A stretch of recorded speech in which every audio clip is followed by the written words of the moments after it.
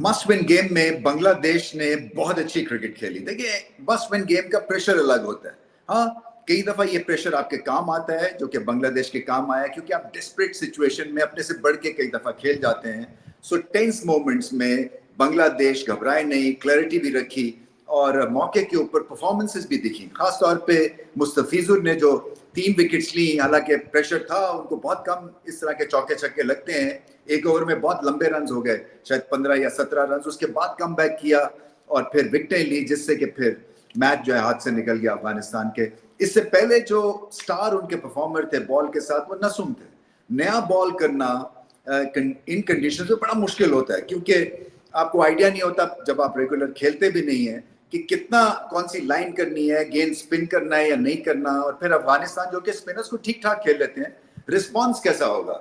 मगर उन्होंने hard length के ऊपर और विकेट टू विकेट बॉल किए और स्किड किया उनका गेंद, लंबे कद के हैं। और जो 2 सबसे इंपॉर्टेंट विकेट्स ली उन्होंने, एक तो सदीक की और जदरान की, उसी से ये रन चेस किसी हद तक मुश्किल हो गया अफगानिस्तान के लिए। सो बहुत मुबारक हो बांग्लादेश को, क्योंकि कम टीम्स होती हैं जो कि इस तरह का सॉलिड टेम्परामेंट दिखाती हैं, जबकि पता है कि अगर आप हारे तो बाहर हैं। सो वो व्हाट इफ के चक्कर में पड़ जाती हैं और उसमें फिर आपकी परफॉर्मेंस भी बिल्कुल खराब हो जाती है। तंजीब बहुत अच्छा खेले बाय द वे, पहले जो बैटिंग की, और रन्स ठीक थे।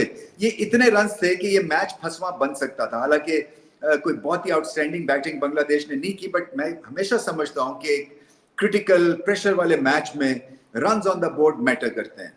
अफगानिस्तान की क्या कहेंगे? देखिए, अफगानिस्तान डिसअपॉइंटेड हो गया, क्योंकि पहली दफा नहीं है कि रन चेज में वो पीछे रह गए। कुछ मुझे ऐसा लगता है जैसे खलबली सी मच जाती है, कुछ बहुत ज्यादा प्रेशर लेके खेलते हैं, फिर उसके बाद जो है ना गेम प्लान भी ऑफ हो जाता है, क्योंकि फिर इंडिविजुअल लेवल पे गेम प्लान शुरू कर देते हैं। तो अब जो बैट्समैन को हिट मारनी है तो वो हिट ही मारेगा, इररिस्पेक्टिव की सिचुएशन कहती है कि नहीं, थोड़ा सा ठहर, थोड़ा सा संभल, थोड़ा सा अपने आप को वक्त दें, तो शायद आपको फिर आसानी से मौके मिलेंगे। बट ऐसा लगता है जैसे कि गुरबाज है फॉर एग्जांपल, वो अपनी लय में खेलते हैं। सो उनको नहीं पता है कि सिचुएशन क्या डिमांड कर रही है। जब आपने 30 कर लिया तो फिर मैच जिता है ना। मैं हमेशा ये कहता हूँ कि T20 में 15-20 रन बहुत होते हैं एज अ स्टार्ट। तो वो उनकी विकेट जो थी वो क्रिटिकल थी, रिशाद की बॉल पे वो स्वीप करते हुए आउट हो गए। इसी तरह से उमर जही अच्छा भला खेल रहे थे, छक्के लगाए उन्होंने, 20 रन का एक ओवर उनको मिल गया। और फिर उसके बाद वो एक बहुत ही कैजुअल केयरलेस, जिसको कहते हैं ना स्लॉग, जो कि समझ से बाहर थी, तो एडवांटेज जितना मिला था वो रिलीज कर दिया। और यही है प्रॉब्लम बांग्लादेश की रन चेजिंग में, कि एक तो सिचुएशन को ज्यादा परखने की कोशिश नहीं करते हैं, और फिर जो एक टीम का ओवरऑल गेम प्लान होता है उससे हट जाते हैं, और फिर इंडिविजुअल लेवल के ऊपर असेस करते हैं। और फिर असेसमेंट ये होती है कि ये मेरी गेम है तो मैंने ये खेलना ही खेलना है। अव्वल तो 10 एंड ओवर तक बात पहुंचनी नहीं चाहिए थी, अगर आपके पास थोड़ा बहुत बैटिंग में या रन चेजिंग में रिदम होता। तो वो रिदम दिखा नहीं है, बार बार विकेट्स मिली बांग्लादेश को, और अफगानिस्तान डिसअपॉइंटेड होंगे। अब लास्ट मैच बड़ा इंटरेस्टिंग हो गया है, क्योंकि लास्ट मैच जो है अब वो अफगानिस्तान के लिए डू और डाई हो गया। श्रीलंका से खेलेंगे। श्रीलंका का आखिरी मैच जो था ना वो हॉट एंड कोल्ड था, जो कि हांगकांग के खिलाफ वो खेले थे, मैच फंस गया था।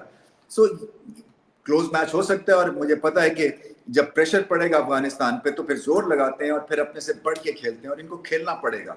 सो बड़े अच्छे मरहले में ये ग्रुप जो है वो चला गया है। अब सब देखेंगे कि थर्सडे को कौन जीतता है अफगानिस्तान का जो मैच है श्रीलंका से, क्योंकि अगर अफगानिस्तान जीत जाता है तो बांग्लादेश आउट, और अगर श्रीलंका जीतते हैं तो फिर बांग्लादेश इज इन।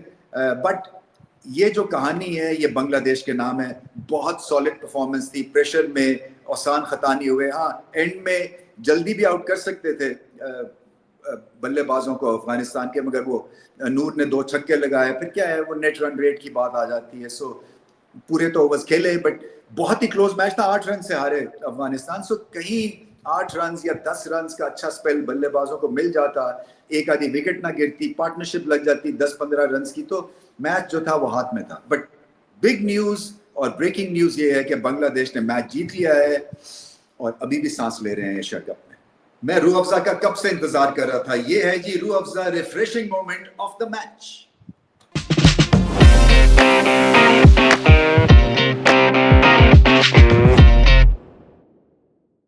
नसूम अहमद ने मेला लूट लिया। 4 ओवर्स, 11 रन, 2 विकेटें, 16 डॉट डिलीवरीज, नया बॉल किया और बाद में भी आके एक आधा ओवर किया। एक सिर्फ चौका लगा उन्हें और कंट्रोल दिया अपने कप्तान को और बांग्लादेश को। देखिए जब 150 रन का टारगेट हो आपको स्टार्ट करना बड़ा जरूरी होता है, अच्छा स्टार्ट करना, और इन्होंने तो क्या स्टार्ट किया, ये तो मोटरवे से सीधा उड़ गए और बहुत ज्यादा प्रेशर क्रिएट किया क्योंकि 2 मैसिव विकेटें उन्होंने सिद्दीकी और ज़ादरान की ली, जिससे कि एकदम से बाजी जो है वो पलट ही सी गई। इतना ज्यादा इनका क्रिटिकल रोल था। क्या अच्छी चीज करते हैं, लंबे कद के, एक तो टेम्परामेंटली स्ट्रांग है। देखे ना, आप बेंच से उठते हैं, रेगुलर नहीं है नसूम, सो जब भी खेलते हैं इनको मौका मिलता है तो कुछ करके दिखाते हैं। सो 4 चेंजेस आज की थी बांग्लादेश ने, चारों ठीक ठाक चेंजेस थी। तो क्या है, hard length, wicket to wicket, cut नहीं खाते हैं, ड्राइव नहीं खाते हैं, आपको क्रॉस खेलना पड़ता है। और फिर क्या कि अफगानिस्तान ने समझा चले अभी नहीं हम इनकी हजामत करते हैं, अभी रन्स जो हैं इतने ज्यादा है नहीं तो हम क्यों टैक्स करें। मगर फिर वो डिफेंस जो या डिफेंसिव क्रिकेट जो खेल रहे थे अफगानिस्तान, उसमें इन्होंने विकेट्स ली। सो ऐसे नहीं था कि उन्होंने कुछ स्लॉगिंग की है, उस लिहाज से ये बहुत बड़ा स्पेल है। और इससे पता यही चलता है कि बांग्लादेश जो है वो एक तो उनके पास वैरायटी भी है, दूसरा कप्तानी बड़ी अच्छी की लिटन दास ने, कि उनको इतनी मौका दिया, इतना कॉन्फिडेंस दिया इस लेफ्ट आर्मर को, और उनका रोल डिफाइन किया। उनको पता था इनसे क्या एक्सपेक्ट करना है, कि उन्होंने बॉटल कर दिया अफगानिस्तान की पूरी इस इनिंग्स को इन अ वे। और जो स्टार्ट देख रहे थे अफगानिस्तान, नसूम ने उनको लेने नहीं दिया, सांस ही नहीं लेने दिया। कमाल बॉलिंग की उन्होंने। चल मेरे लाल, baby, drink भी हलाल, मेरे बैठे बेटा इसमें खुला है कमाल।